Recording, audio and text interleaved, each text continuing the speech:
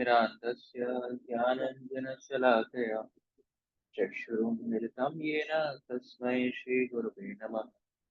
श्रीचैतन्यमनोभीष्टं स्थापितं येन भूतले स्वयं रूप कदा मह्यं ददाति स्वपदान्तिकम्। वन्देऽहं श्रीगुरो श्रीयुतापदकमलं श्रीगुरुन् वैष्णवांश्च श्रीरूपं साग्रजातं सगणरघुनाथान्वितं तं सजीवं साद्वैतं सावधूतं परिजनसहितं कृष्णचैतन्यदेवं श्रीराधा कृष्णपादान् सहगण ललिता श्रीविशाखान्वितांश्च हे कृष्ण करुणा सिंधु दीनबंधु जगतपते गोपेश गोपिका कांत राधा कांत नमस्ते। तप्त कांचन गौरांगी शिराधे वृंदावनेश्वरी ऋषभानुसुते देवी प्रणमामि हरिप्रिये। वाञ्छाकल्पतरुभ्यश्च कृपा सिन्धुभ्यैव च पतितानां पावनेभ्यो वैष्णवेभ्यो नमो नमः। जय श्री कृष्ण चैतन्य प्रभु नित्यानंद श्री अद्वैत गदाधर शिवासादि गौर भक्त वृंद। हरे कृष्णा कृष्ण कृष्णा हरे हरे, हरे राम राम राम हरे हरे। नमो विष्णुपादाय कृष्णपृष्ठाय भूतले श्रीमते भक्तिवेदांत स्वामी निति नामिने। नमस्ते सरस्वते देवे गौरवाणी प्रचारिणे निर्विशेष शून्यवादी पाश्चात्य देशतारिणे। हरे कृष्णा। तो आप सब भक्तों का स्वागत है आज की कक्षा में। तो हम वैष्णव सदाचार कोर्स कर रहे हैं और इसके अंतर्गत आज हमारा 9वां दिन है। आज हम चर्चा करेंगे यात्रा एटिकेट्स कि जब हम यात्रा करते हैं या पद यात्रा करते हैं, जगन्नाथ रथ यात्रा करते हैं, संकीर्तन यात्रा करते हैं, तो उनमें किन किन सदाचार का हमें पालन करना चाहिए। और कल हमने चर्चा किया था डीटी वर्शिप एटिकेट्स। जब हम अर्चन विधि करते हैं, भगवान की विग्रह की सेवा करते हैं, तो सेवा करते समय हमें किन किन बातों का ध्यान रखना चाहिए, क्या क्या करना है, आरती करने का तरीका क्या है। तो ये सारी चीजें हमने डिटेल में चर्चा की थी। तो कुछ पॉइंट्स अगर कल से आप कुछ शेयर करना चाहें, कुछ नया आपने सीखा हो कल, शेयर कर सकते हैं।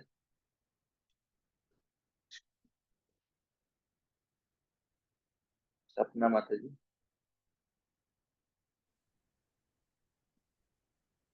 हरे कृष्ण प्रभु जी।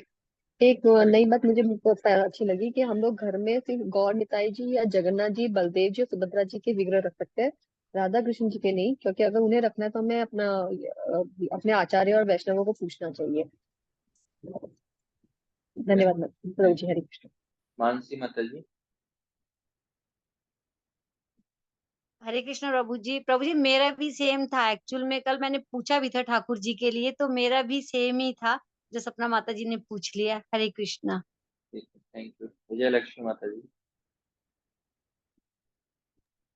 हरे कृष्ण प्रभु जी। आवाज आ रही प्रभु जी? हाँ, हरे कृष्ण। मुझे जो कल नई चीज जो पता चली है कि राधा कृष्ण जी की मतलब विग्रह नहीं रखते हैं, मतलब घर में नहीं रखने चाहिए, और रखेंगे तो उनका जो पूजा होती है वो लक्ष्मी नारायण के मंत्रों के द्वारा होती है। ये मुझे नई चीज कल पता चली है। हरे कृष्णा। ठीक है, शान गांधी को। हरे कृष्ण प्रभु जी। मेरा ये प्रश्न था, जैसे ड्यूटी वर्कशिप हम कर तो रहे हैं, लेकिन उसमें जो मस्त सही भाव नहीं आता। कई बार जब हम करते भी हैं तो भी हम सोचते हैं कि मतलब जल्दी कर लें ताकि फिर आगे भी हमें काम करना है, तो हमें वो भाव आएगा तो भगवान तो स्वीकार ही नहीं करेंगे चाहे कितनी अगरबत्ती हम घुमाएं। तो ये भाव हम कैसे लाए कि हम शरणागति का कि विग्रह है सामने, वो भगवान है। कई बार मन में आता है कि ड्यूटीज में हम ड्यूटीज बोलते बोलते भूल जाते हैं कि भगवान ही है साक्षात।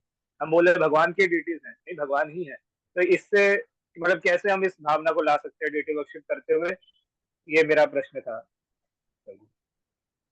प्रश्न आपका।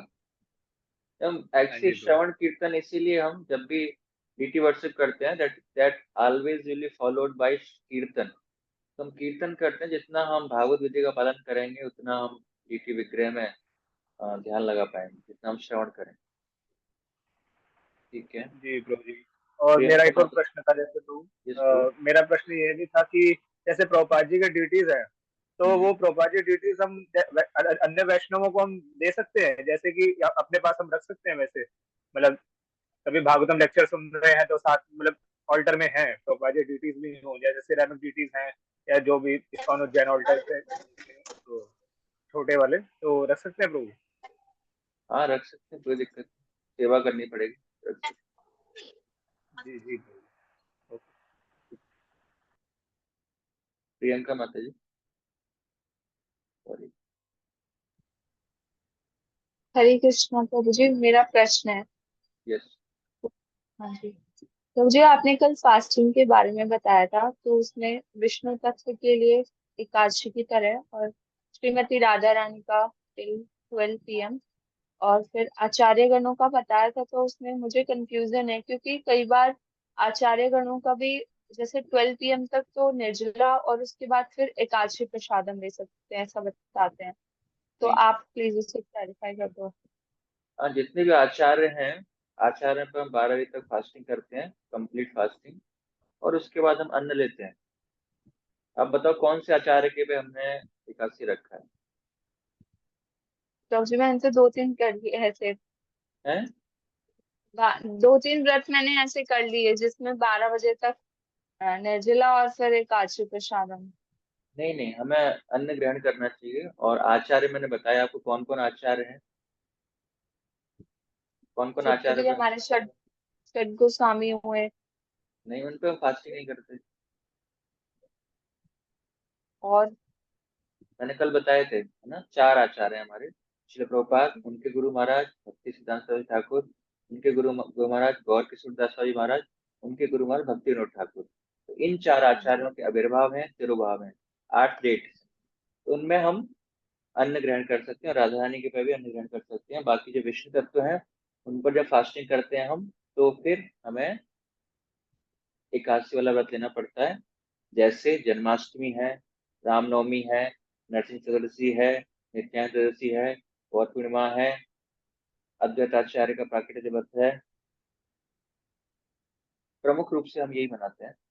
और भी जो मुझे ध्यान आ रहे हैं, बलराम जयंती है।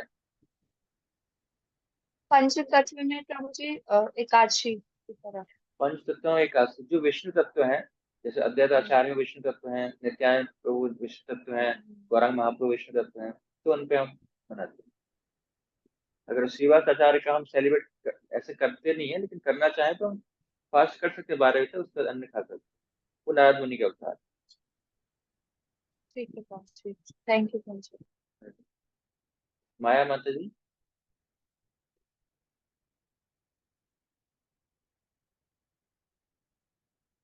आवाज नहीं आ रही आपकी।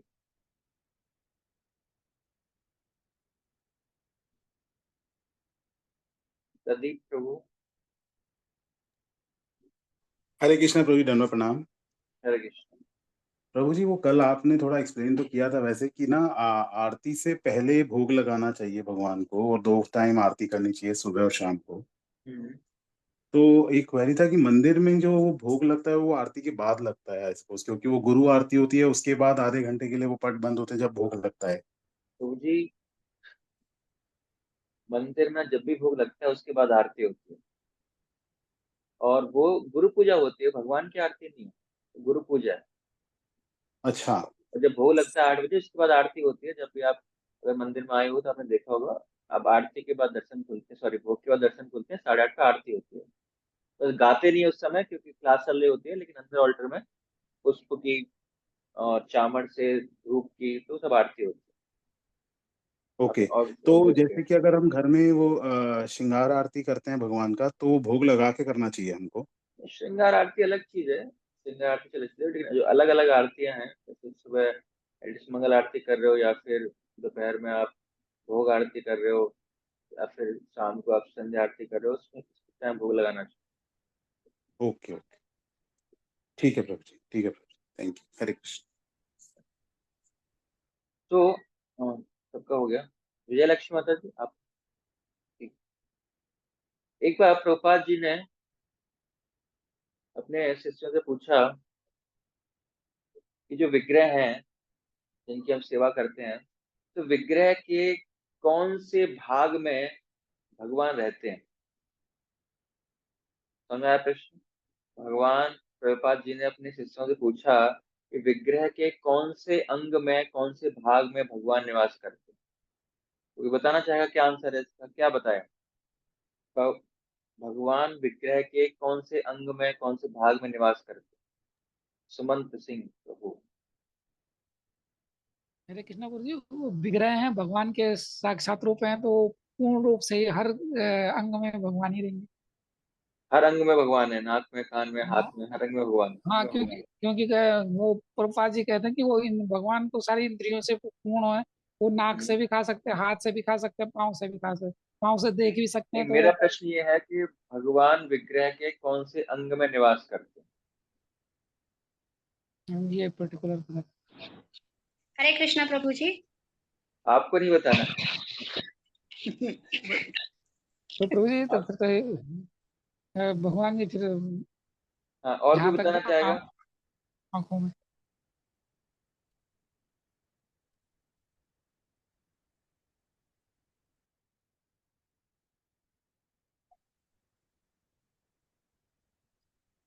प्राची माता जी,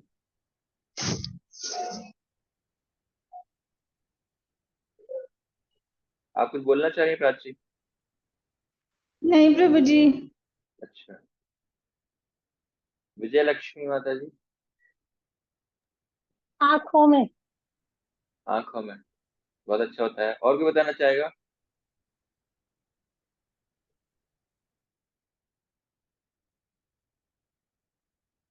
भगवान, आप सब विग्रह की पूजा कर रहे हैं, तो भगवान कौन से भाग में, कौन से अंग में निवास करते हैं? उसमें प्रभु। हरे कृष्णा प्रभु जी डीटीज में और भगवान में मतलब अंतर नहीं होता, और डीटीज भगवान के अवतार ही होते हैं, तो वो भगवान का बॉडी हो गई जो विग्रह हुआ, तो भगवान उसमें अंग में निवास कैसे करेंगे?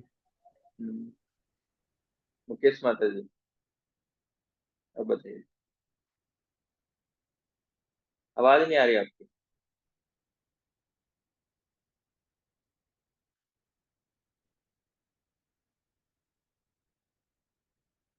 आवाज नहीं आई आपकी, अभी भी नहीं आ रही।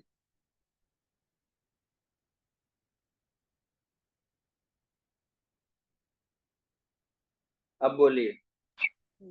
हरे कृष्णा प्रभु जी। हरे कृष्ण। भगवान जो डीटी है वो स्वयं भगवान है, तो उनके अंदर कैसे वास करेंगे? वो स्वयं भगवान का साक्षात रूप है डीटी जो है, विग्रह जो है। ठीक है, पूनम माता जी। हरे कृष्णा प्रभु जी मेरा भी आंसर यही है कि जैसे आपने बताया कि वो हमारी तरह से एक पर्सन है, जैसे चेतना होती है वो पूरी बॉडी में होती है, तो ऐसे भगवान जो है वो विग्रह में पूरे पूर्ण है। ठीक है, आप लोगों ने अच्छा बताया। सो जब प्रभुपाद ने पूछा तो भक्तों ने कई सारे जवाब दिए कि भगवान आंखों में निवास करते हैं। भगवान, आपने जैसे किसी ने दिया नहीं, ये तो बहुत ही कॉमन आंसर है, भगवान हृदय में निवास करते हैं विग्रह के। तो उसी प्रकार अभी जैसे बहुत प्रचलन में एक वीडियो है, कई हफ्तों का मेरे पास प्रश्न भी आया था कि भगवान का जो कृष्ण का हृदय ही छूट गया था, फिर हृदय वो जगन्नाथ जी के रूप में प्रकट हुआ। अब जगन्नाथ जी के यहाँ पर हृदय में कुछ ऐसा कुछ है, बट ऐसा कुछ नहीं है ना?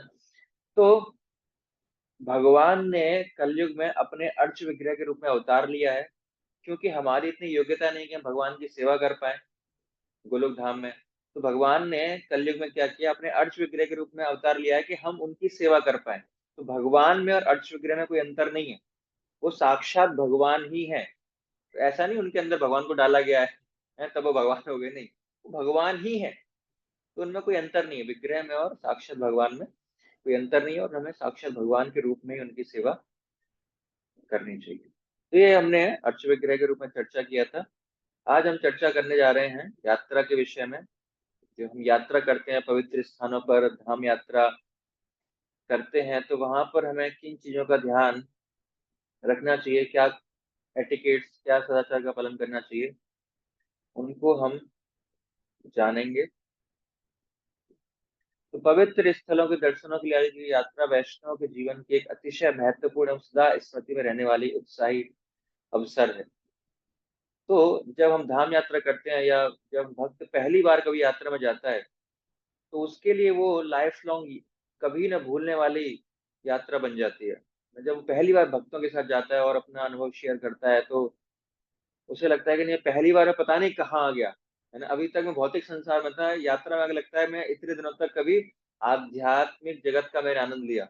ऐसा लगा ही नहीं कि मैं घर की कोई टेंशन है, कोई टेंशन नहीं, केवल केवल आनंद कंद। जो हम सुनते हैं ना, जो भगवत धाम है, क्या है वहां पे, केवल आनंद कंद, आनंद ही आनंद है।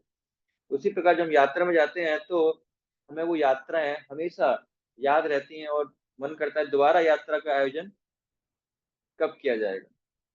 तो इस्कॉन के माध्यम से काफी बार यात्राएं होती रहती हैं, और आप सब लोग, मैं आशा करता हूँ कि कम से कम एक यात्रा में तो गए ही होगे और आपके पास ये अनुभव होगा। तो कोई अपना अनुभव शेयर करना चाहेगा, कैसा अनुभव रहता है यात्रा का, कि वो हम भूलते नहीं है उसको, ऐसा क्या होता है वहां पे ऐसा। वीना चोपड़ा माता जी। हरे कृष्णा प्रभु जी। हाँ जी। एक्चुअली हम रामेश्वरम गए थे। अच्छा। तो वैसे तो वो 3 days का था, मतलब ट्रेन का जो वो था, बट 4 days में हम पहुंचे। बट मतलब हमें बिल्कुल महसूस ही नहीं हुआ भक्तों के संग, और जो मतलब हमारे साथ डिवोटीज थे, सीनियर डिवोटीज थे, मतलब इतना अच्छा हमें लग रहा था, इतना अच्छा, इतना आनंद था कि मतलब हमें कोई थकान नहीं, हमें प्रसाद मिल रहा है या नहीं मिल रहा, हम नहाए हैं या नहीं नहाए, मतलब उस आनंद का ना, मतलब हम एक्सप्लेन ही नहीं कर सकते। मैं फर्स्ट टाइम गई थी रामेश्वरम, और मतलब वहां पे गुरु महाराज जी का लेक्चर था, और जो मतलब वहां जो आनंद वहां का था ना, वो शायद मतलब मैं बहुत जगह गई हूँ, बट जो आनंद मुझे रामेश्वरम जाके मिला वो कहीं नहीं मिला। बहुत ही अच्छा एक्सपीरियंस था, बहुत ही अच्छा। तो अगर बिना भक्तों के साथ जाती तो आपको भी आनंद मिलता, नहीं, अकेले जाते बिल्कुल थे। बिल्कुल भी नहीं। मैं पूरी अपनी फैमिली के साथ गई थी जगन्नाथपुरी, बट मुझे वो आनंद नहीं मिला जो मुझे रामेश्वरम अकेले जाकर, कोई फैमिली जी की टेंशन नहीं, जैसे अभी आपने बताया। जी कुछ जी। घर का मतलब बिल्कुल याद ही नहीं था कि हमने मतलब घर जाना भी है वापस। हम्म। बहुत आनंद था, बहुत आनंद। सीरियसली आपने सच बोला है कि जो हाँ। मतलब भक्तों के साथ जाने का जो आनंद है ना, वो वैसे जाने का आनंद नहीं। हम्म, मतलब वो मैं बिल्कुल अपनी यात्रा भूल नहीं सकती, वो फर्स्ट मेरी बिल्कुल। यात्रा बहुत अच्छी, बहुत अच्छी। उसके बाद कहीं नहीं है आप। नहीं, उसके बाद मैं गई हूँ, अभी जस्ट आप भी गए थे हमारे साथ, कुरुक्षेत्र कुरुक्षेत्र, होकर आए थे, हाँ जी। कुरुक्षेत्र गए। और उसके बाद, उससे पहले हम माता जी के साथ वृंदावन भी गए हैं, अच्छा। और भी 2-3 जगह और गए हैं, शुक्ताल गए थे। चलो हाँ अच्छा जी। है। थैंक हाँ यू जी। मानसी माता जी। हरे कृष्णा प्रभु जी, सबको दंडवत प्रणाम। प्रभु जी, वैसे तो मैं और मेरे प्रभु जी काफी बार गए हैं भगवान की कृपा से। लास्ट ईयर हम गए थे कार्तिक मास में अपने मंदिर की तरफ से ग्रुप में, और प्रभु जी इतना आनंद आया। रीजन ये कि जब हम अकेले होते हैं, मैं और मेरे कहाँ प्रभु गए जी, थे तो आप। हम गिरिराज जी, गिरिराज अच्छा। परिक्रमा, हाँ हाँ, गिरिराज। और फर्स्ट टाइम की थी, पैदल की थी, और प्रभु जी बहुत इजी हो गई थी। इतना लगता था कि हम नहीं कर पाएंगे, इतनी बड़ी परिक्रमा नहीं कर हम्म। पाएंगे। पहले हमने रिक्शा से और बाइक से किए, तो इस बारी लगा।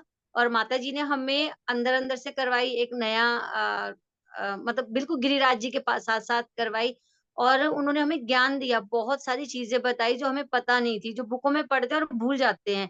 और हम्म। प्रभु जी बहुत जल्दी हो गई है, और वो बहुत अच्छी यात्रा रही है, और हम फिर जा रहे हैं उनके साथ अब। हरे थैंक कृष्णा। माया माता जी। हरे कृष्णा प्रभु जी, आवाज आ रही है? आ रही है। अच्छा, पहले नहीं। तो ये भी भक्तों के संग बहुत अच्छा लगता है प्रभु जी। सबसे बढ़िया ये होता है कि चलो भगवान से मिलने का तो अलग ही विषय, पर उसके बाद भक्तों से हम जब मिलते हैं, जब जाते हैं ना, भक्तों का संग साथ में जाते हैं, तो हमें बहुत आनंद आता है। जब हम मायापुर गए थे पिछले, इस बार ने पिछले नवद्वीप यात्रा धाम में गए थे, तो हमें बहुत, इतने दिन का यात्रा था, हमें कभी भी ये थकान महसूस नहीं हुआ। सुबह उठते थे, शाम को आते मंदिर में, दोपहर को आते थे, बहुत अच्छा लगा था प्रभु जी। आने का मन नहीं कर, सब रो रहे थे जब हम आ रहे थे ना, बहुत रोने का हाँ। मन कर रहा था। तो मतलब बहुत वही। अच्छा एक्सपीरियंस है। और भी जगह जाते हैं, वृंदावन भी जाते रहते हैं, भक्तों के संग बहुत अच्छा लगता है प्रभु जी। Thank you. पूनम अरोरा माता जी। हरे कृष्णा प्रभु जी। प्रभु जी, मेरा भी आंसर यही है कि बहुत आनंद आता है पूरे रास्ते में। मतलब प्रसादम की भी कोई टेंशन नहीं रहती। और लेकिन मेन जो मेरा एक्सपीरियंस ये है कि इस्कॉन ज्वाइन करने से पहले मेरे को मतलब मैंने चारों धाम कर रखे हैं, और ज्योतिर्लिंग भी कर रखे हैं, और वृंदावन भी हर महीने जाती थी। तो मैंने अपने मेंटोर को ये बोला कि मैं तो वृंदावन हर महीने जाती हूँ। तो वो कह रहे हैं एक बार आप हमारे साथ जाके देखना, आपको ऐसे लगेगा जैसे ना आपने ऊपर ऊपर से दर्शन करे हैं, मैंने मन में सोचा वैसे ही बोल रहे हैं, लेकिन सच में जब मैं गई तो मतलब षट गोस्वामी के मंदिर, मतलब जितना मेरे को पूरे वृंदावन के बारे में एस्कॉन में आके पता चला है उतना शायद ही कहीं पता चला होगा। मतलब 5,000 मंदिर है और सारा मतलब जो हम अपने मेंटोर के साथ जाते हैं ना, और एक एक चीज वहां की पता चलती है। मैंने रामेश्वर ट्रिप भी किया है, अभी हम जगन्नाथपुरी दोबारा भी जा रहे हैं किया है। वृंदावन 22-23 में। हाँ अभी फिर दोबारा फिर जा रहे हैं। जयपुर भी गए हैं, मतलब हर ट्रिप में कुरुक्षेत्र भी गए हैं, शुक्रताल भी गए हैं। तो अभी ऋषिकेश वाला जो है वो ऋषिकेश भी होके आए थे, अभी हरिद्वार वाला मिस हो गया। उसका मुझे बहुत दुख हो रहा था भक्ति शास्त्री के, मतलब। लेकिन भक्तों के साथ ऐसा लगता है कि जैसे हम अपनी फैमिली से सेपरेट हो रहे हो। जब हम सारे ट्रिप पे जाते थे ना तो मतलब रास्ते में बातचीत करनी, संसार की बातें करनी, जब ठीक हम है, अपनी मतलब फैमिली कम के कम साथ कम कम सबको टाइम देना है। ठीक है, थैंक यू बहुत माता जी। आनंद हरे आया। आनंद प्रभु। हरे कृष्णा प्रभु जी, आज थोड़ा लेट ज्वाइन किया, क्षमा चाहता हूँ मैं। हाँ, शॉर्ट शॉर्ट में बोलना, शॉर्ट में। अच्छा प्रभु जी, रामेश्वरम की यात्रा बहुत ही अच्छी थी। वीना चोपड़ा माता जी हमारे साथ कोऑर्डिनेटर वो भी थी, तो कुल मिला के मंत्र मुग्ध हो गया, और जिस हिसाब से सेवा करने का मौका मिला था उससे बहुत ही आनंद मिला।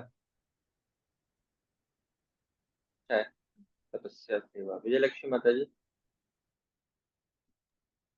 हरे कृष्ण प्रभु जी। प्रभु जी मुझे रामेश्वरम की यात्रा भी बहुत अच्छी लगी, सबने बोल दिया।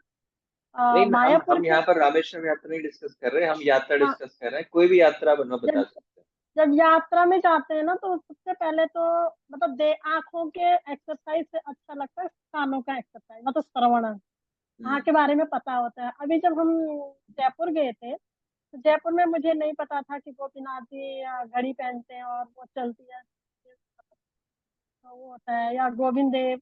और गलता जी में जब गोविंद भाष्य लिखा गया था तो ये चीजें कुछ भी पता नहीं थी।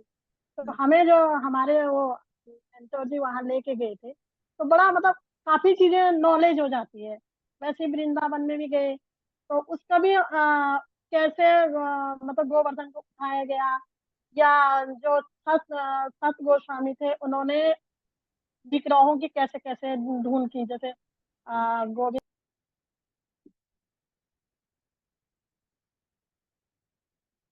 आपका म्यूट हो गया। नेक्स्ट प्रियंका माता जी। हरे कृष्णा। तो मुझे लास्ट टाइम मैं कौन आईजीएफ की तरफ से कुरुक्षेत्र गई थी।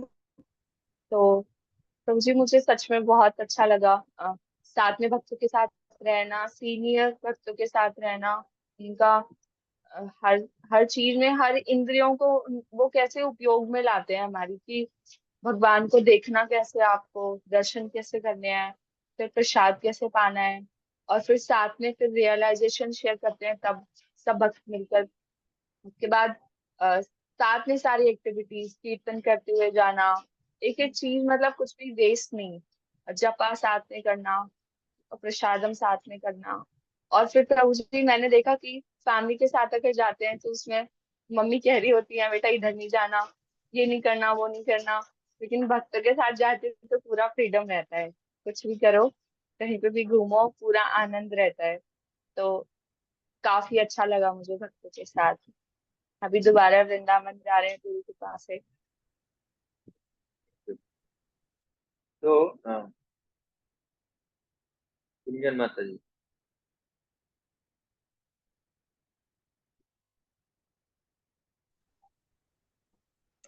हरे कृष्णा प्रभु जी। प्रभु जी जैसे मेरा भी यही सेम एक्सपीरियंस है, बट जैसे मैं जब इस्कॉन से नहीं जुड़ी थी, जब मैं छोटी थी तब तो मैं किसी धाम यात्रा पर नहीं गई थी, और इस्कॉन से जुड़ने के बाद मैं काफी बार वृंदावन जा चुकी हूँ, और अब भी हम जा रहे हैं। जैसे वृंदावन में हम इतनी सारी जगह गए हैं कि फिसलन पट्टी, भगवान जहाँ पर खुद फिसला करते थे, 22-23 सब को जा रहे हो आप? बचपन में खेला करते थे वहाँ। हाँ जी, आप भी जा रहे हो ना प्रभु जी? शायद जब तो तक प्रभु जी एक जैसे यात्रा का तो मेरा सेम एक्सपीरियंस है, भक्तों के संग के बिना हम भगवान को डायरेक्ट अप्रोच नहीं कर सकते।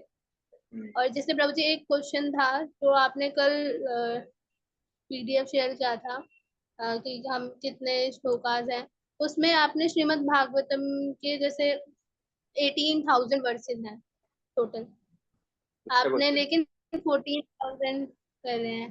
हाँ, तो क्या आप बताओ कि प्रभु जी 18,000 आपको लिखना चाहिए था ना, आई हाँ थिंक। हाँ, तो क्या क्यों है अच्छा, ऐसा क्यों है? 80,000 श्लोक होने चाहिए, लेकिन अगर आप श्लोक काउंट करोगे तो नहीं आते हैं। मतलब मैंने गलत नहीं लिखा है, मैंने भी सही लिखा है, 14 और जो देखो मैंने जो लिखा है वो भी सही लिखा है, और जो 80,000 श्लोक है वो भी ठीक है। अब दोनों चीज कैसे ठीक है? तो एक्चुअली जो हमने श्लोक काउंट किए हैं उस पर श्लोक नंबर जो है, जो भगवान एक साथ बोलते हैं वो श्लोक है। लेकिन जो 80,000 श्लोक क्या है कि वो उस तरह से है कि जैसे कई सारे श्लोक भागवत में बहुत बड़े हैं, एक पैराग्राफ की तरह। जैसे 5th कैंटो आप देखोगे तो बहुत 3-4 लाइन में एक श्लोक आता है। तो उस जो 80,000 श्लोक कैसे हैं कि जब हम उनको जैसे 8, 8, 16, 32 अक्षरों का एक श्लोक होता है। जैसे भगवत में जो श्लोक है आप उनको पार्ट में डिवाइड करोगे, 8, 8, 8, 8 आता है। 4 पार्ट में याद करते हैं, मैंने याद करने का तरीका सिखाया है भक्ति शास्त्री में। तो 32 अक्षरों का एक श्लोक होता है। तो इस तरह हम काउंट करेंगे तो फिर 80,000 श्लोक होते हैं अगर अक्षरों को काउंट करेंगे। लेकिन नंबर ऑफ श्लोक का जो है भगवतम में जो हम आपको भेजे उतने ही। क्लियर है? अरे थैंक यू, अच्छा क्वेश्चन है। तो यात्रा हमने देखा, तो सबसे पहली बात है कि हमें भक्तों के साथ में जाना चाहिए, है ना, और अकेले नहीं जाना चाहिए। भक्तों के साथ में और ज्यादा आनंद हमें यात्रा का आएगा, और उचित तैयारी करके साथ जाना चाहिए। एंड मोमेंट पे यात्रा को डिस्टर्ब नहीं करना चाहिए, पहले से प्रॉपर जो डेट दी गई है उसका रजिस्ट्रेशन करा देना चाहिए। नहीं तो एंड मोमेंट पे कराएंगे तो लोगों को भी दिक्कत होती है, भक्तों को भी दिक्कत होती है। और यात्रा जो है हमारे आध्यात्मिक शुद्धिकरण के लिए होती है। यात्रा का उद्देश्य होता है कि हम भक्ति में उन्नति कर पाए, है ना। जिस चेतना के साथ हम यात्रा में जा रहे हैं, यात्रा से लौटने के बाद हमारी चेतना में कुछ इम्प्रूवमेंट होना चाहिए, कुछ फायदा होना चाहिए। तो वहां पर यात्रा मतलब यात्रा, धाम यात्रा करना मतलब श्रवण करना। वहां पर जाकर श्रवण करना सबसे महत्वपूर्ण अंग है। अगर श्रवण कीर्तन नहीं किया तो वहां पर जाकर हमने कुछ नहीं किया। तो वहां पर भक्त स्वच्छंदता पूर्वक एवं प्रेम पूर्वक एक दूसरे के संग करें, पहले के परिचय के आधार पर गुट दल या प्रवृत्ति बनाना टालें। तो ये बहुत महत्वपूर्ण सिद्धांत है कि धाम यात्रा जो है हमें नए लोगों से संबंध बनाने के लिए। ऐसा नहीं है हम जो 4-5 लोगों का ग्रुप है पूरी यात्रा में वही ग्रुप है, ऐसा नहीं। ये लोग तो हमें बाद में मिलेंगे मंदिर में आके। जो हमारे फ्रेंड सर्किल है वो तो मंदिर में आने के बाद भी मिलेगा हमको। तो वहां पर जाकर हमें नए लोगों से मैत्री करनी चाहिए, है ना, नए लोगों से पूछना चाहिए, उनसे इंस्पिरेशन लेनी चाहिए कि आप कैसे भक्ति करते हैं। उनसे जिज्ञासाएं करनी चाहिए। अपने सभी भक्तों से कर सकते हैं, जरूरी नहीं सीनियर भक्तों से, अपने साथ के भक्तों से, जूनियर भक्तों से मिल सकते हैं। तो ये सबसे बड़ी यात्रा है। मैं तो जैसे कई बार लीडर्स को बोलता हूँ कि जो हम रूम अलॉटमेंट करते हैं, रूम अलॉटमेंट जो साथ के उनको कभी नहीं देना चाहिए। जो बिल्कुल नए नए अलग अलग लोग हैं, एक कहीं से उठाए, कहीं से उठाया, तो ऐसे ही हमें रूम अलॉटमेंट करना चाहिए। तब आपस में एक साथ रहेंगे 2 दिन एक रूम में, तो हो सकता है कुछ संबंध, कुछ रिलेशन बने उनमें। हम क्या करते हैं, उन्हें बने मैं तो फैमिली के साथ ही रहूंगा। तो इस ऐसी मानसिकता के साथ हमको नहीं जाना चाहिए, है ना। हमें मौका मिल रहा है नए लोगों का संग करने का, नए लोगों से कुछ सीखने का, कैसे उठते हैं वो, कैसे व्यवहार करते हैं, तो हमें बहुत कुछ सीखने को मिलेगा। और अपनी फैमिली के साथ हम घर पे भी रहते हैं, जो फ्रेंड सर्किल है उनको तो हम पहले ही जानते हैं। तो प्रयास करें कि हम नए लोगों के साथ रुके, तो अच्छा उसका हमें लाभ मिलेगा। और ऐसा नहीं रूम में रुके हुए हैं, रूम के बाहर भी जब हम जाते हैं, कहीं ट्रेवलिंग कर रहे हैं, कुछ भी कर रहे हैं, तो प्रयास करें, जैसे बस के अंदर बैठे हैं तो प्रयास करें नए व्यक्ति के साथ बैठे, उससे सीखें कुछ। तो हर व्यक्ति के अंदर कुछ न कुछ भगवान ने ऐसा गुण दिया है और उससे हम सीख सकते हैं। तो इस बार अगर आप जो लोग यात्रा में जाएंगे तो प्रयास करेंगे कि कम से कम 2 नए लोगों से मित्रता करेंगे, ठीक है, तब हमारी यात्रा सक्सेसफुल होगी। सभी के बगैर शिकायत की अव्यवस्था एवं कष्ट सहन करने के तैयार रहना चाहिए। प्रवासी वाहनों के विषय में यदि कोई सूचना हो तो उसे पूर्ण विनम्रता से योग्य व्यक्ति को दें। अप्रिय टिप्पणी एवं शिकायत यात्रा का वातावरण बिगाड़ देती है ना। तो जब हम यात्रा में जाएं तो हमें पूरी तपस्या की भावना से जाना चाहिए, क्योंकि जो यात्रा में हम जब जाते हैं, जब घर से बाहर, जैसे मैंने सुना है, जैसे लोग अक्सर कहते हैं कि घर से बाहर निकलना मतलब दुख आएंगे ही आएंगे, है ना। घर में सुख मिलता है, घर में आराम है, सारी चीज फिक्स है, ये यहाँ पे ऐसे करना, सब चीजें पता है। लेकिन जैसे हम घर से बाहर निकलते हैं तो बहुत सारी चीजें हमें चैलेंजेस फेस करने पड़ते हैं। जो यात्रा लीडर है बेचारा 1 महीने 2 महीने पहले से सारी तैयारी कर रहा होता है, अपना पूरा प्रयास करता है कि जो भक्त जाने वाले हैं उनको कष्ट ना आए, उन्हें तपस्या ना करनी पड़े, सारी फैसिलिटीज उनको दी जाए। लेकिन फिर भी क्या होता है कि बहुत सारे एडॉक्स, बहुत सारी चीजें ऐसी होती हैं जो उनके प्लान्ड के मुताबिक नहीं होती है। तो ऐसा होता है, तो वो तो प्रयास कर रहे हैं, लेकिन फिर भी अगर ऐसे कुछ चैलेंज आते हैं तो हमें उनको स्वीकार करना चाहिए और मिलकर उनको फेस करना चाहिए। कम से कम फेस नहीं कर रहे, कम से तो क्या है कि कम से कम नेगेटिव ना बोले उसके बारे में कि नहीं प्रसाद भी नहीं दिया, है ना, ये भी नहीं हुआ, वो भी नहीं हुआ। जैसे अभी हमने एक यूथ की यात्रा की थी, हम मायापुर गए थे, तो इधर से हमने ट्रेन में प्रसाद रास्ते में अरेंज कराया था, 3 टाइम प्रसाद था। और हमने पहले अनाउंसमेंट कर दिया था कि ट्रेन के अंदर 2 टाइम प्रसाद मिलेगा। जब हम लौट रहे थे वहां से, तो मैं तो नहीं आया था साथ में, तो एक और भक्त आ रहे थे। तो जब लौट रहे थे तो हमने मायापुर से सुबह का प्रसाद पाया था मंदिर में, और दोपहर के लिए प्रसाद पैक कराया था वहां से, मतलब 2 टाइम का प्रसाद था हमारे पास। और हमने पूरा प्रयास भी किया था, गया एक्चुअली एक ही स्टेशन ऐसा था, गया स्टेशन, जो समय सूट कर रहा था रात को, बाकी सुबह हमारी गाड़ी दिल्ली पहुंचने वाली थी। तो हमने पूरा प्रयास किया था गया से, लेकिन प्रसाद अरेंज नहीं हो पाया, उन्होंने मना कर दिया कि हम नहीं बना पाएंगे। उसके बाद भी हमने भक्तों को बोल दिया था कि जिसको जो खाना है वो खा सकता है, ट्रेन से खाना जहाँ भी खाना पे कर देंगे। उसके बाद भी हमने गया, एक भक्त गया पे उतरे, उन्होंने जो भी अरेंज हुआ, कहीं से उन्होंने समोसे कुछ बनवाए थे, कुछ फ्रूट्स लिए और रखे, और जिसको जितना हो सकता था उन लीडर ने करने का प्रयास किया। लेकिन फिर भी कुछ भक्तों को दिक्कत हुई, और उन्होंने क्या है, पीछे से ऐसा बोला कि नहीं, वहां मायापुर गए थे, प्रसाद भी नहीं दिया हमको, ये हुआ वो हुआ, है ना। तो पूरे 5-6 दिन आराम से अच्छे से प्रसाद मिला था, और उस दिन भी 2 टाइम प्रसाद मिला था, और जबकि हमने कमिटमेंट 2 टाइम का ही किया था। लेकिन शाम के टाइम भी हमने पूरा प्रयास किया, किसी को कुछ फ्रूट दिया, केला सेब जो भी कुछ, किसी को समोसा भी मिला, जो प्रयास कर सकते थे। सो ऐसी परिस्थितियां आ जाती हैं जब भी हम बाहर निकलते हैं, विशेष रूप से ट्रेन में, जैसे जो रामेश्वरम गए थे। अब ट्रेन लेट हो रही थी, है ना, प्रसाद पहले से बुक था, लेकिन क्या है, जिस टाइम तो ट्रेन पहुंची थी प्रसाद वो खराब हो जाता था, है, तो पैसा पूरा लगा। तो ऐसी परिस्थितियां आएंगी, और ऐसा नहीं है कि वो परिस्थितियां जानबूझ के दी जा रही हैं, नहीं, वो परिस्थिति आ गई। अब जैसे मान लें कि हमारे कर्म है या जैसे भी है, हमें वो दुख मिलना था तो उस फॉर्म में मिल रहा है। तो इसीलिए हमें किसी को ब्लेम नहीं करना चाहिए उसके लिए। और जब हम घर से बाहर जा रहे हैं तो हम प्रिपेयर होकर जाएं कि कुछ न कुछ तपस्या हमें करनी पड़ सकती है, उसके लिए हम प्रिपेयर रहें। अगर ऐसी कुछ बाधाएं भी आती हैं तो हमें पूरे यात्रा को मिलके फेस करना चाहिए, है ना। ऐसा नहीं बेचारा लीडर पागल हो रहा है ना, वो अपनी टेंशन में, और लोग और टेंशन देते जा रहे हैं कि हमें प्रसाद चाहिए, चाहे कुछ भी हो जाए, कुछ भी करो, गाड़ी रोको, कुछ भी करो। तो ऐसा नहीं करना चाहिए। और ऐसा नहीं है कि अगर एक आध टाइम प्रसाद नहीं मिलेगा तो हम कुछ भूखे मरने वाले हैं, ऐसा नहीं होने वाला है। तो अगर हम साथ में मिलके सेवा करेंगे तो और अच्छा उसका आउटपुट मिलेगा, उसका वातावरण अच्छा बना रहेगा। नहीं तो अगर एक दो भक्ति ऐसे चले जाते हैं यात्रा के अंदर, तो पूरा यात्रा का जो माहौल है वो बिगड़ जाता है। इसीलिए हम प्रयास करें कि इन सब चेतनाओं से बचें, क्योंकि कुछ न कुछ चीजें, दिक्कतें आती हैं यात्रा में, और हर यात्रा में कुछ न कुछ होता ही है। ऐसी कोई यात्रा नहीं होती जिसमें पूरा बिल्कुल परफेक्ट सिस्टम चलता रहे, तो थोड़ा बहुत ऊपर नीचे रहेगा ही, लेकिन हमें उसको सहन करना सीखना है, अगर हम यात्रा से पूरा फायदा उठाना चाहते हैं तो। जैसे मैंने बताया, अंत समय में यात्रा में हमें शामिल नहीं होना चाहिए, पहले से पूरा प्री प्लान करके हमें करना चाहिए। नहीं तो कई लोग हैं, जैसे हम लोग रामेश्वरम गए थे, तो हमने एक पहले पहली रात पहले प्लान बनाया कि शायद 8 बजे एक दिन पहले प्लान बनाया कि हम कल कृष्णापल्ली जाएंगे, रंगनाथ मंदिर जाएंगे। तो धीरे धीरे रजिस्ट्रेशन होते चले गए, पूरी बस फुल हो गई, एक सीट खाली थी शायद उसमें। और हमारी जो बस थी वो होटल के सामने हमने 4 बजे खड़ी की, तो 4 बजे 4 माताएं वहां से निकली, और उनको पता चला कि ये जो बस है वहां पर जा रही है। वो मेरे पीछे पड़ी, पूजी मैं जाना है, मैंने कहा जगह ही नहीं है अंदर।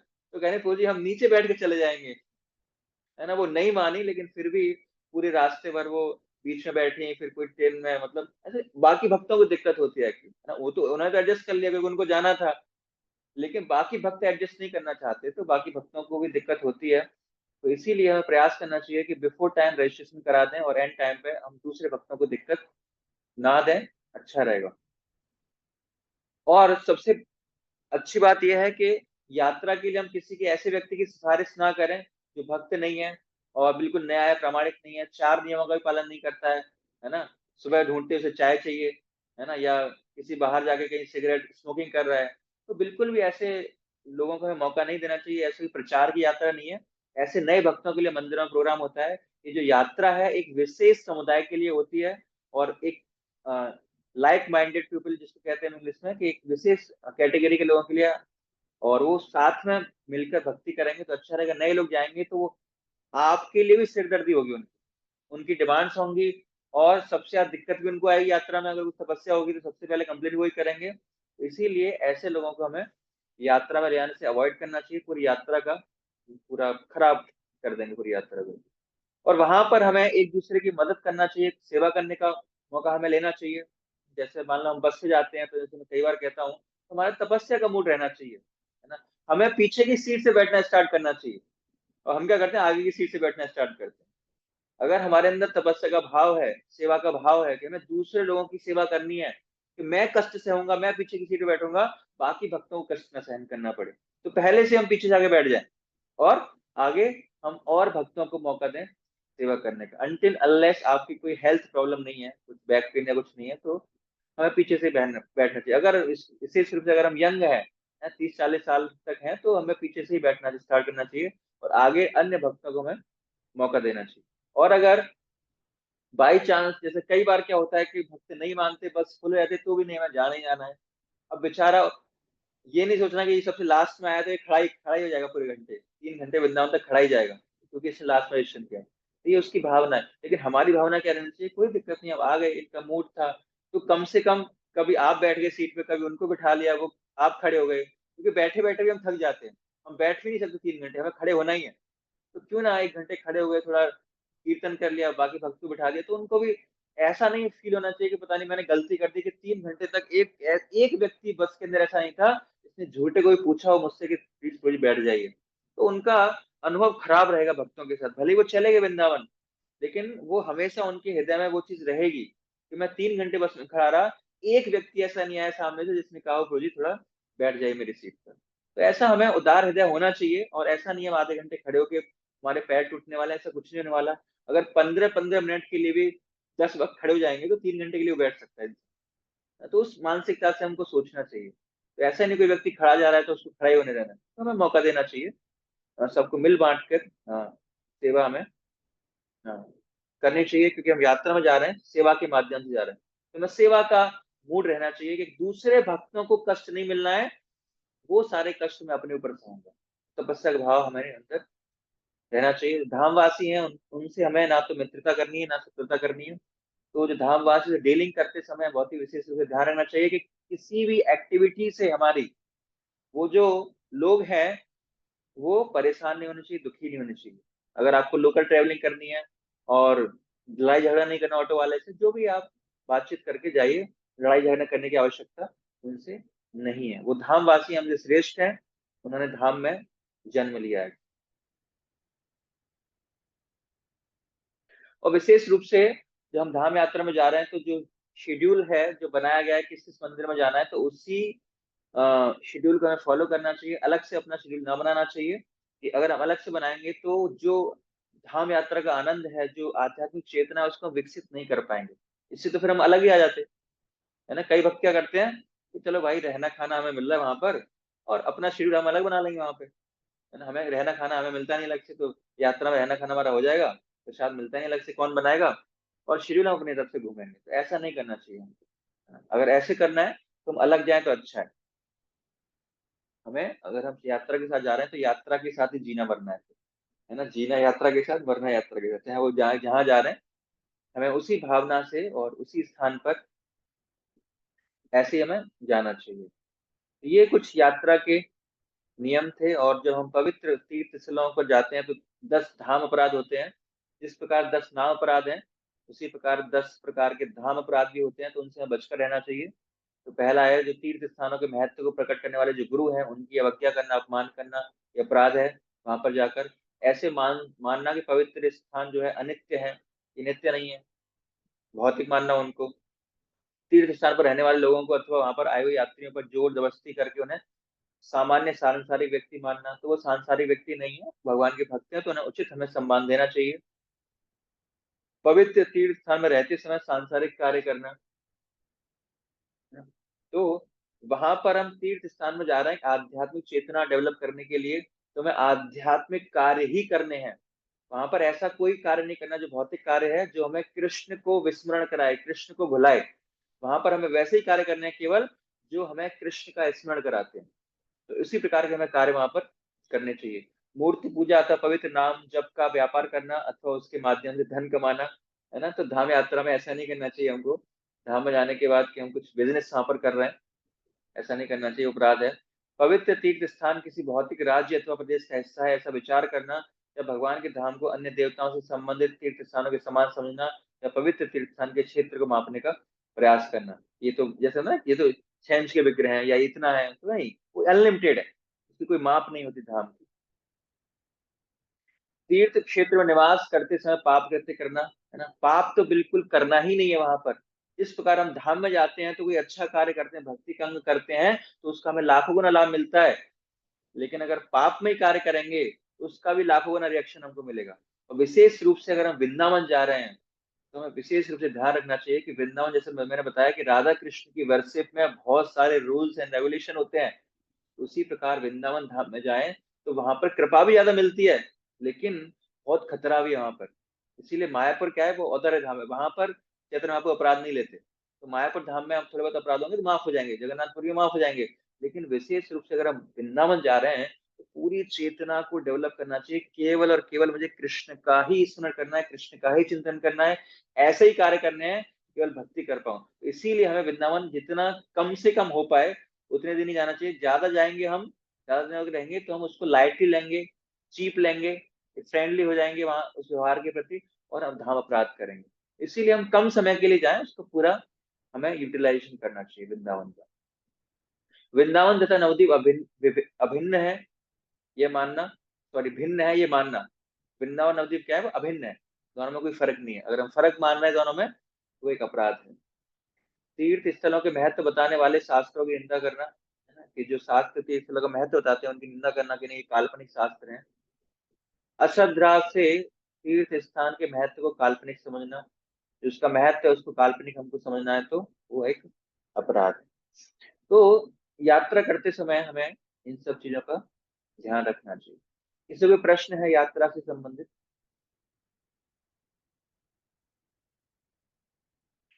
बाकी जब आप लोग यात्रा करते हो तो यात्रा में सबसे पहले ओरिएंटेशन क्लास होती है, तो उसमें यात्रा का महत्व, क्यों आया, क्या करना है, वो सब बताया जाता है। तो मैं यहाँ पर डिटेल में उसकी चर्चा हम नहीं कर रहे हैं।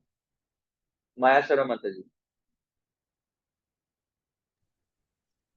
वो किताबें तो मतलब बेच सकते हैं, आप बोल रहे हैं मूर्ति वगैरह बेचने से, प्रभुपाद जी की किताब बुक्स वगैरह दे सकते हैं कि नहीं? तो हम बिजनेस नहीं कर रहे उसका ना, हम प्रॉफिट थोड़ी दे रहे हैं उससे, भगवान की सेवा कर रहे हैं। जो हम बुक डिस्ट्रीब्यूशन कर रहे हैं भगवान की सेवा है, वो बिजनेस नहीं है हमारा। बिजनेस मतलब कुछ प्रॉफिट हम ले रहे हैं उसमें, वो नहीं करना हमको। ऐसे नहीं प्रभुपाद जी की पुस्तक बेची 10 रुपए में, 10 रुपए की मैंने मंदिर से लिया, 15 की बेची, 5 रुपए अपनी जेब में, 10 रुपए मंदिर, ऐसा नहीं करना, वो अपराध है। ठीक है। और भी प्रश्न है किसी का?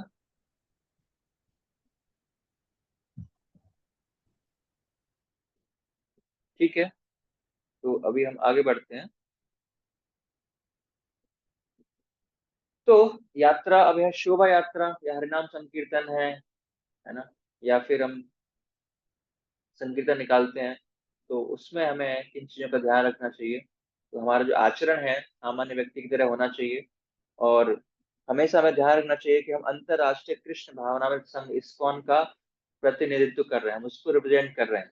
हम जहां भी जाएंगे वहां वहां लोगों का ध्यान हमारे आचरण एवं व्यवहार के ऊपर होगा, अतः हम स्वयं के आचरण के प्रति सचेत रहना चाहिए, है ना। क्योंकि जब हम यात्रा निकालते हैं या पद यात्रा है या संकीर्तन है, तो मेक श्योर कि हम इस्कॉन को रिप्रेजेंट कर रहे हैं। और हमें ध्यान रखना चाहिए और कोई भी गलत एक्टिविटी है ना इस्कॉन को बुरा बता सकती है, क्योंकि आप इस्कॉन को प्रतिनिधित्व कर रहे हो। तो अगर आप कुछ ऐसा कार्य करते हो, वहां पर आपका व्यवहार ऐसा नहीं होता, अच्छा नहीं होता है, तो लोग क्या कहेंगे, अरे इस्कॉन वाले ऐसे करते हैं, है ना। भले ही आप धोती कुर्ता, अभी आपको खाली 1 हफ्ता हुआ है, अभी 1 महीना हुआ है मंदिर में आए हुए, आपको कुछ पता भी नहीं ज्यादा इस्कॉन के बारे में, लेकिन आप यात्रा में साथ में पार्टिसिपेट कर रहे हो, धोती कुर्ता तो लगाया हुआ है आपने, तो आप इस्कॉन का प्रतिनिधित्व कर रहे हो। और आपका कोई भी ऐसा कार्य क्या करेगा, इस्कॉन की बुराई करेगा, वो प्रभुपाद को बुरा बनाएगा। तो प्रभुपाद कहते थे कि कम से कम अगर आप इस्कॉन को आगे नहीं बढ़ा सकते, है ना, आप इस्कॉन के लिए कुछ ऐसा नहीं कर सकते इस्कॉन आगे बढ़े, तो कम से कम ऐसा कार्य मत करो कि उसको नीचे चला जाए, है ना, उसको वही मेंटेन करो कम से। प्रभुपाद की इच्छा थी कि प्रभुपाद अपने शिष्यों से बोलते थे कि अगर आप उसको इस्कॉन को आगे नहीं बढ़ा सकते, कम से कम जो मैंने किया उसको मेंटेन रखना खाली, तो ही काफी हो जाएगा। लेकिन ऐसा नहीं है कि इस्कॉन के जो शिष्य हैं प्रभुपाद जी के, उन्होंने बहुत प्रयास किया और इस्कॉन को कहाँ से कहाँ तक ला दिया। तो कम से कम आगे बढ़ाने में हमारा कोई प्रयास नहीं हो सकता, तो कम से कम बैक बैटिंग ना करें, उसकी बुराई निंदा ना करें, कि हमारे ऐसे कार्य ना करें जिसकी वजह से इस्कॉन की बदनामी है वो बंद हो जाए अगले दिन से यात्रा। तो प्रयास करना चाहिए कि हमारा जो आचरण है, व्यवहार है, पूरा भक्तों की तरह ही रहना चाहिए, सभ्य मनुष्य की तरह ही हमारा व्यवहार होना चाहिए। कुछ ऐसी गलत एक्टिविटी, पापमय कार्य में नहीं करना चाहिए, ध्यान रखना चाहिए व्यवहार का।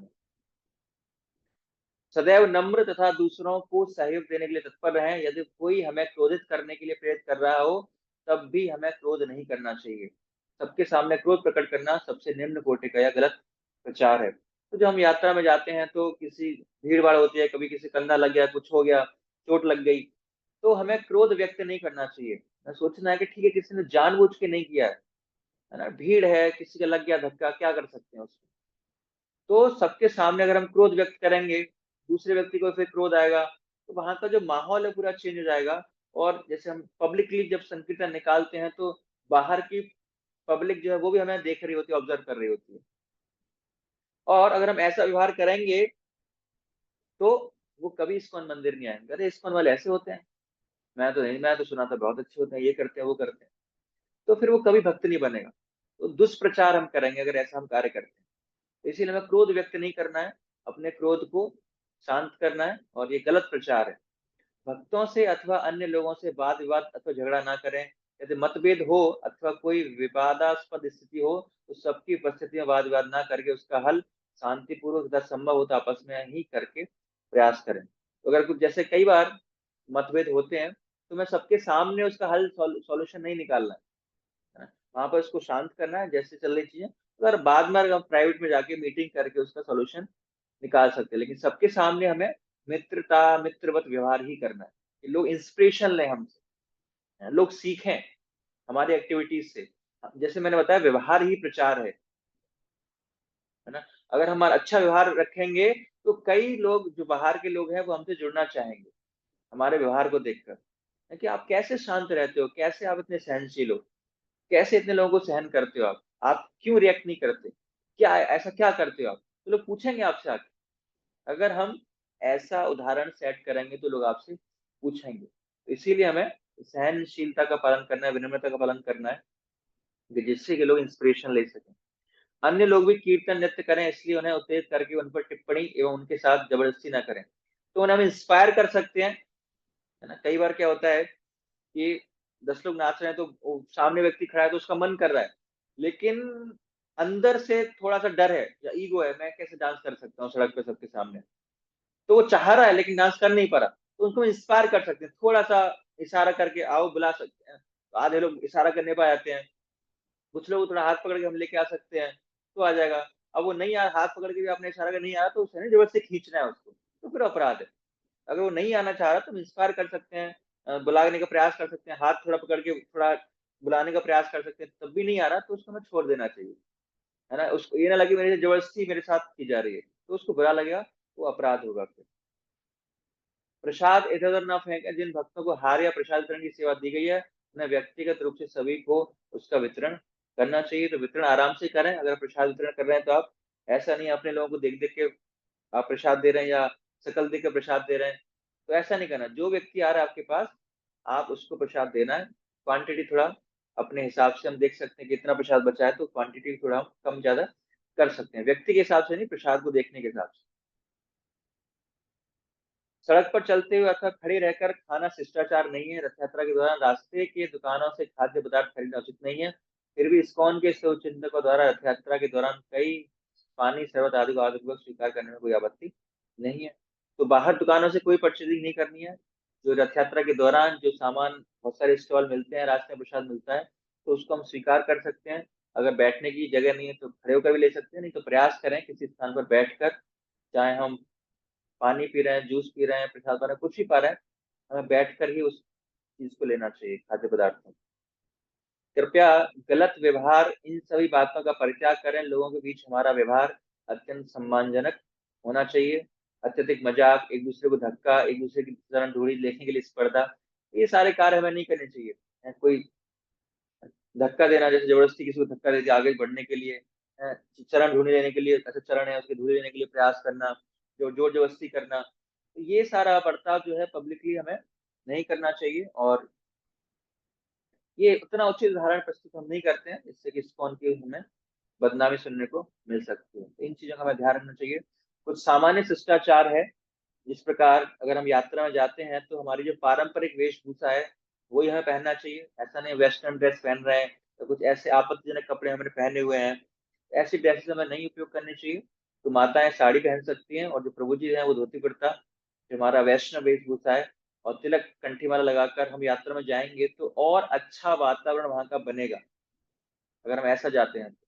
और दूसरे लोगों को इंस्पायर करेंगे कि देखो इतने पढ़े लिखे लोग भी क्या है, धोती कुर्ता साड़ी पहनकर लोग जा रहे हैं।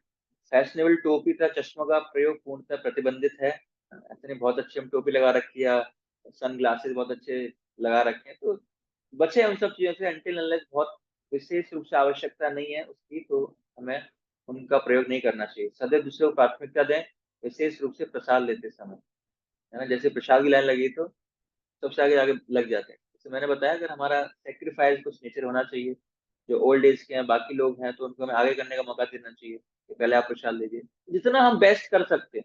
ये नहीं कहा बिल्कुल पीछे आके लग जाओ, लेकिन जो हमारे पास समय है कुछ भी है तो उसको भगवान की सेवा में लगाना चाहिए। अगर हमारे पास समय है, कोई अर्जेंट कार्य नहीं है, तो उन भक्तों को और मौका देना चाहिए। उसके बाद आप पहले सर्विंग कर सकते हैं, सेवा भी कर सकते हैं, उसके बाद फिर हम प्रसाद पा सकते हैं।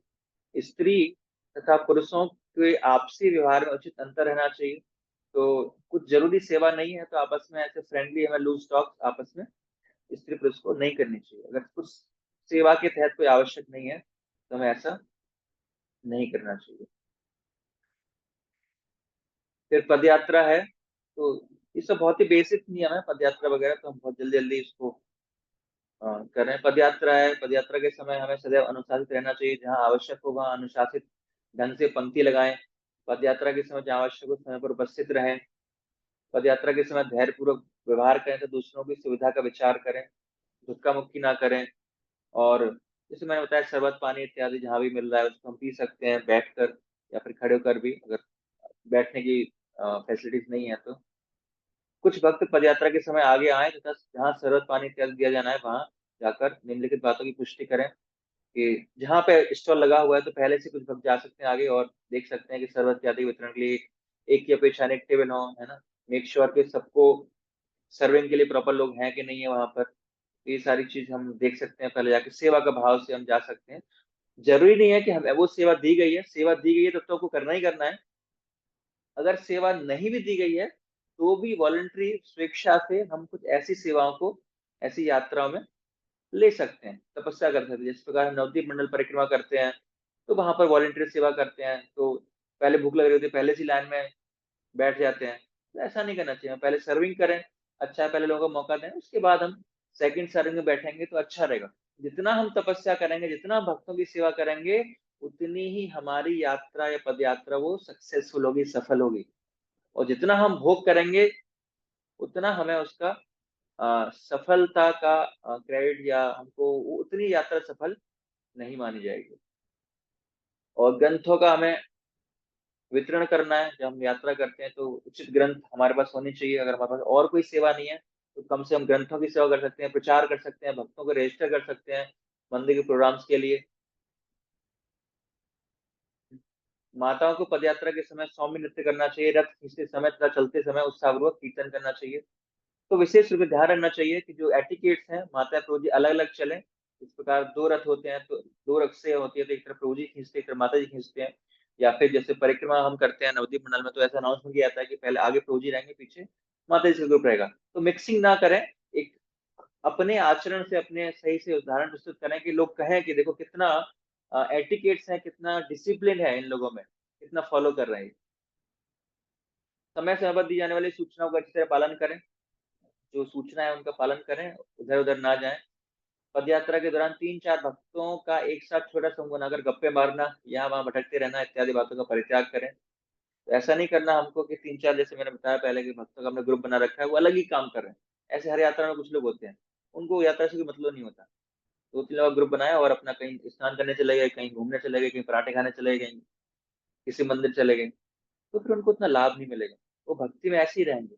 अगर भक्ति में उन्नति करनी है, तो हमें जो यात्रा के जो नियम है, जो बनाए गए हैं, जो शेड्यूल है, उसको पूरा फॉलो करना है एज इट इज। अगर बाई चांस हमें मंदिर के दर्शन नहीं भी करने को मिलेंगे ना, तो भी हमें पूरी यात्रा का फल मिलेगा। ऐसा नहीं है कि नहीं, यात्रा के साथ जाएंगे तो कम से कम एक मंदिर कर पाएंगे, अपने जाएंगे तो 3 मंदिर दर्शन कर लेंगे। तो 3 मंदिर दर्शन करके भी हम कुछ नहीं उखाड़ने वाले, है ना। अगर शेड्यूल के साथ जाएंगे, भक्तों की कृपा प्राप्त करेंगे, भक्तों की सेवा करेंगे, तो हमारी आध्यात्मिक चेतना ज्यादा शुद्धिकरण होगा। हमें उन चीजों का हमें ध्यान रखना है। कहीं हमें गोल्ड मेडल नहीं जीतना, कोई विश्व रिकॉर्ड नहीं बनाना मंदिर के दर्शन करने का कि मैंने 5 मंदिर दर्शन कर लिए, मैं 10 मंदिर दर्शन कर रहा है। आप कितने, आप इसको के साथ आप 2 मंदिर दर्शन करके आए। तो हमें कोई रिकॉर्ड नहीं बनाना, ये रिकॉर्ड में नाम लाना कि मैंने एक दिन में 5-4 मंदिरों के दर्शन कर लिए। नहीं, हमें अपने हृदय को शुद्धिकरण करना है कि हृदय के अंदर कितना परिवर्तन आया, वो महत्वपूर्ण है।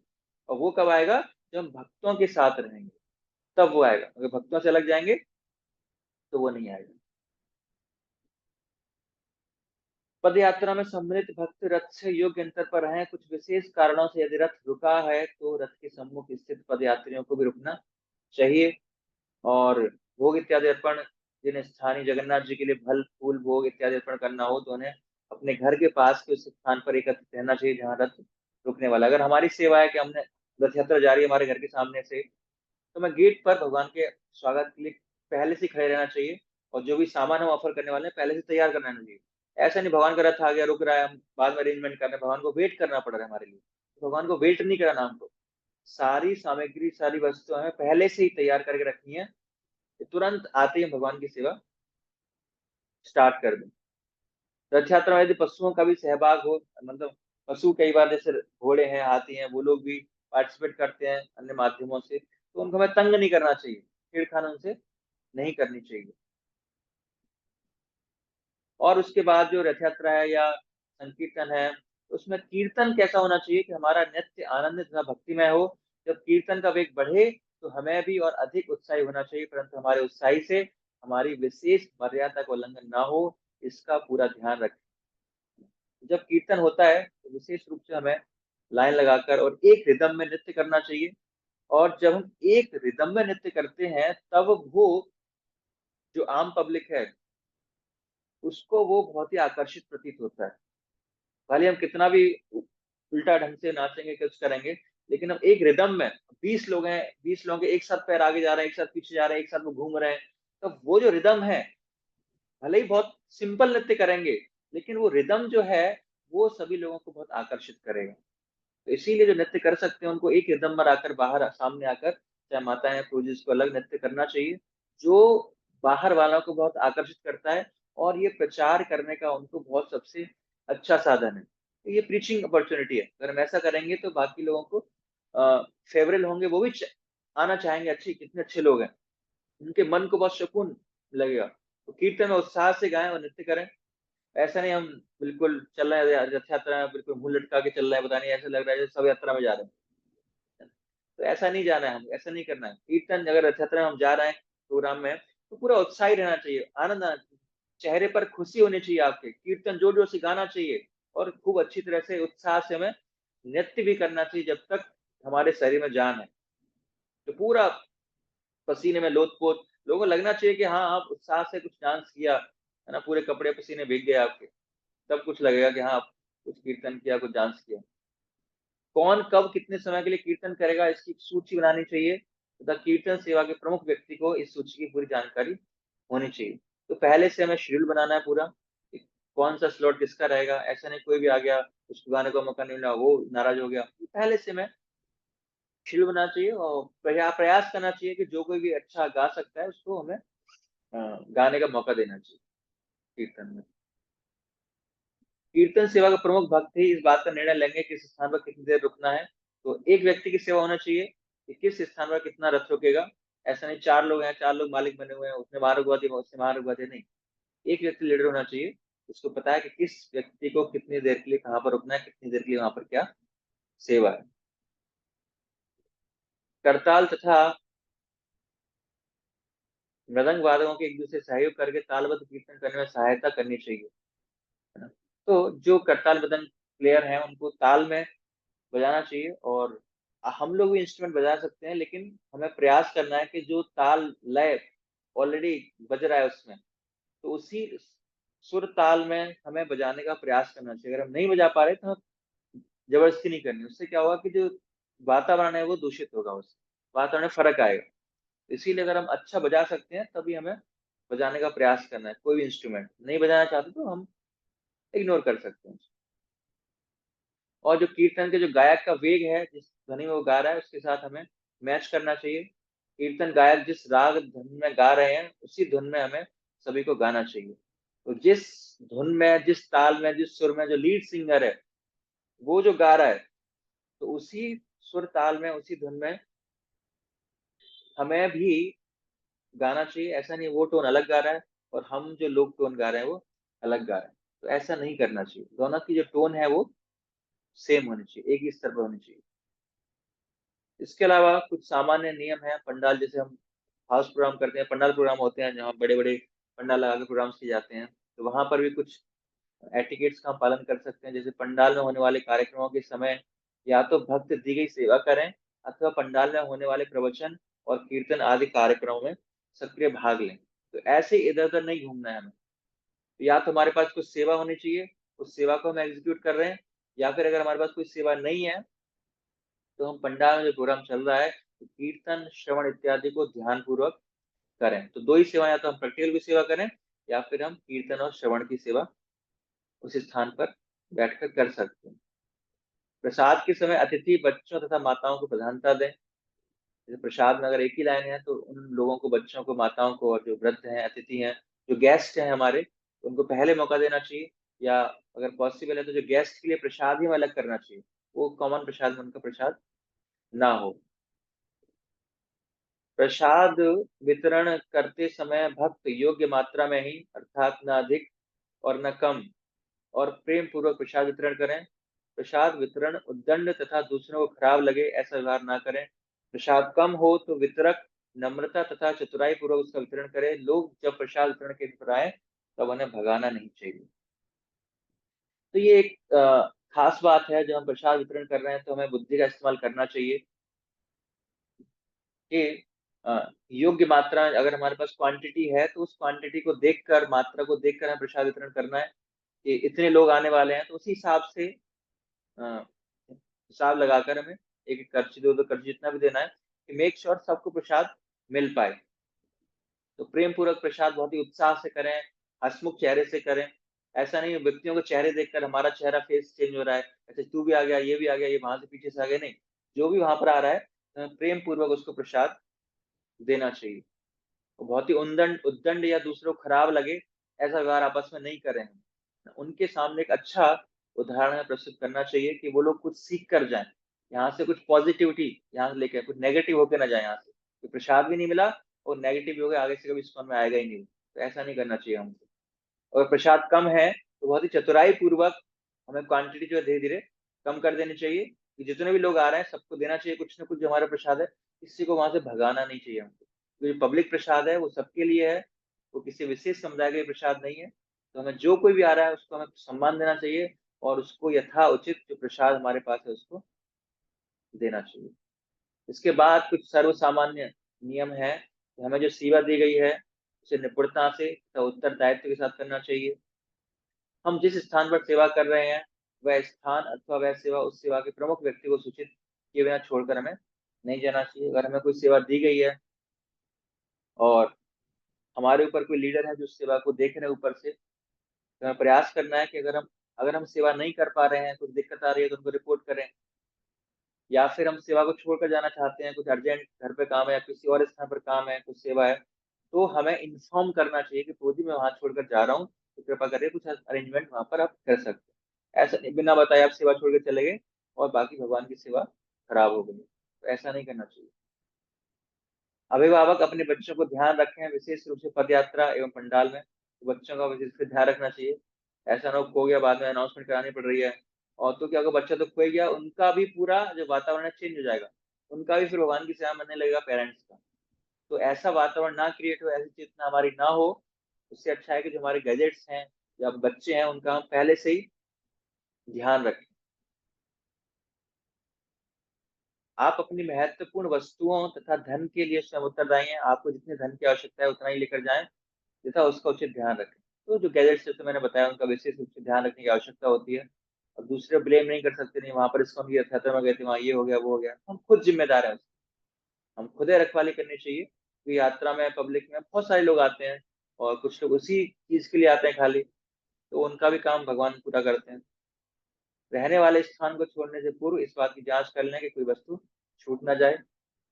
तो अगर कहीं आप यात्रा में बाहर जा रहे हैं तो रूम्स में अगर आप स्टे कर रहे हैं तो रूम छोड़ने से पहले कोई सामान आपका छूटा तो नहीं है, तो उस चीज का हमें ध्यान रखना चाहिए। ऐसे करके बहुत ही बेसिक चीजें हमने आज बताई हैं, तो इन यात्राओं में हम इन चीजों का ध्यान रख सकते हैं। हमने आज यात्रा के बारे में डिस्कस किया, भक्तों के साथ में ही जाएं, एक दूसरे की सेवा करने का प्रयास करें। और यात्रा में 10 नाम अपराध होते हैं, धाम अपराध हैं, तो उन धाम अपराधों से हमें बचने का प्रयास करना चाहिए, जिससे कि हम उस यात्रा का ज्यादा से ज्यादा लाभ उठा सकते हैं।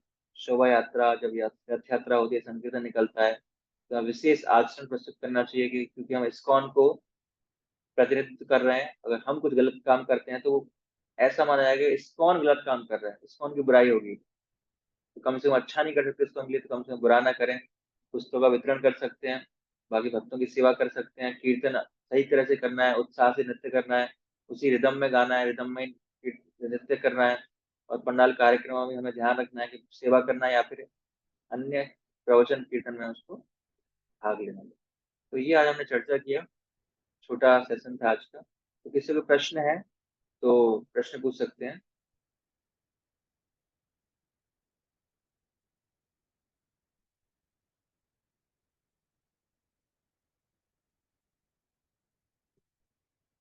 विजय लक्ष्मी माता जी।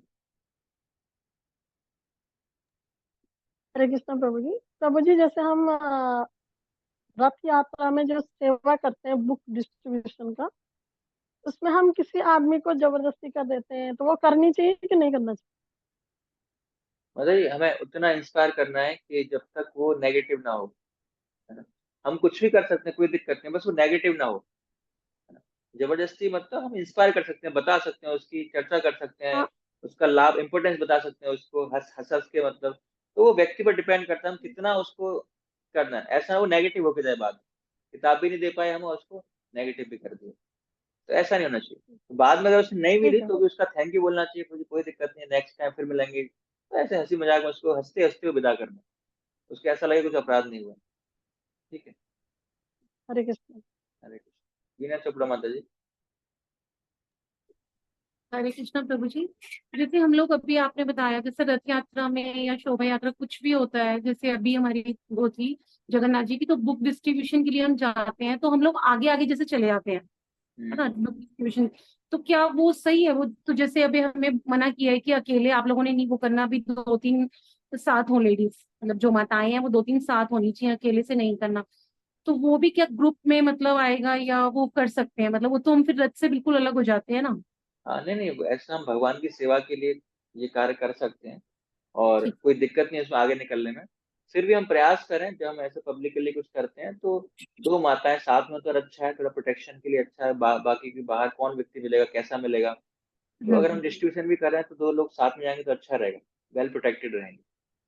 या 2 ठीक। पुरुष भी जा रहे हैं तो भी अगर साथ में तो अच्छा है हमारी सेफ्टी के लिए। और कोई व्यक्ति कैसा ही मिल सकता है, हाँ तो जी साथ में रहेंगे तो अच्छा है। मतलब यात्रा के साथ में है, थोड़ा सा एक कुछ 500 मीटर की रेंज में कुछ ज्यादा बाहर ना निकल जाए, तो हाँ ज्यादा नहीं बाहर बहुत जाने, थोड़ा सा हाँ जी हाँ जी हाँ, ज्यादा बाहर जाने की भी आवश्यकता है प्रचार के लिए, जा सकते हैं, कोई दिक्कत नहीं है, तो फिर जरूरी है कि एक भक्त साथ में साथ में दो या दो तीन भक्त साथ में तो अच्छा है, विशेष रूप से जो माताएं जो है तो साथ में जाए तो अच्छा है। ठीक है प्रभु, थैंक यू, हरे कृष्ण। हरे कृष्ण। और कोई प्रश्न है किसी का?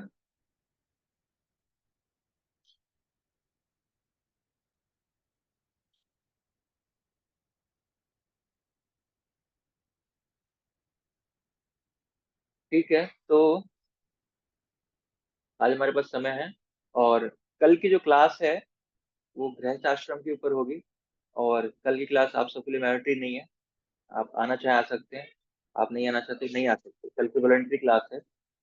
जो कोर्स था आपका आज ही,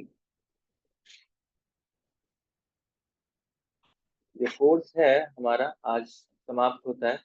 जो हमने चर्चा किया है ना, प्रसाद के बारे में, पहले दिन हमने चर्चा किया था, उसकी महत्वता हमने जानी थी कि प्रसादम एटिकेट्स, कीर्तन एटिकेट्स, है ना, किचन एटिकेट्स, भक्तों से डीलिंग कैसे करनी है, साधना कैसे करनी है, चैंटिंग इत्यादि, वो सारा चीजें आज हमने यात्रा कंप्लीट किया।